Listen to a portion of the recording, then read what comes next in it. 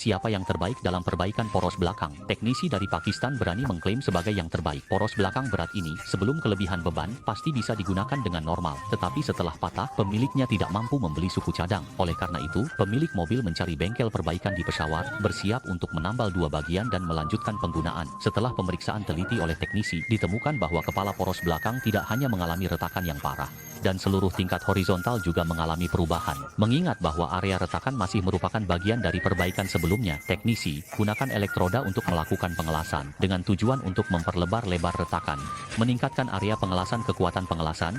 Namun, karena kepala poros tidak berada, sebelum melakukan pengelasan resmi pada retakan, poros belakang harus diamankan di mesin hidrolik.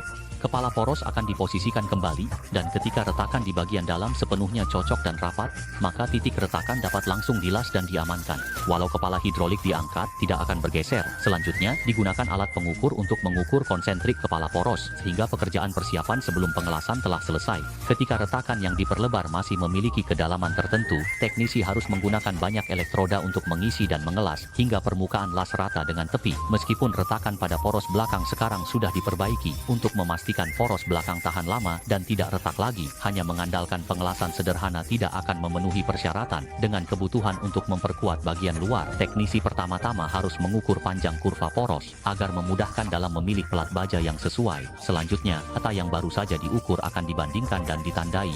Dengan cara ini, pemotongan cepat dapat dilakukan menggunakan alat pemotong. Ingat bahwa pelat baja perlu pas dengan erat di permukaan poros belakang. Teknisi juga perlu menandai area yang memiliki variasi. Ini, pelat baja dapat dibentuk dengan memukulnya menggunakan palu besar. Meskipun bengkel mereka tidak memiliki mesin pembengkok yang canggih, namun, beruntung teknisi mereka berpengalaman, hingga pemukulan berulang dapat menghasilkan bentuk yang sesuai. Namun, penguatan pelat baja pasti akan menutupi lubang, sehingga perlu menggambar tanda lingkaran di posisi yang sesuai, untuk memudahkan pemotongan lubang menggunakan asetilena.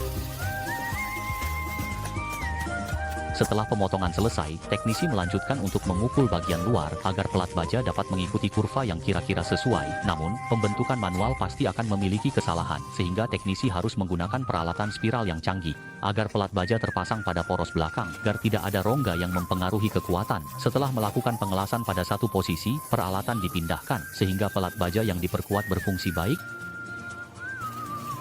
Dengan kerjasama antara kedua teknisi, permukaan pelat baja yang diperkuat perlu dihaluskan berulang kali, bisa mungkin untuk meningkatkan estetika di area retakan. Jadi perbaikan pada poros belakang yang patah telah selesai.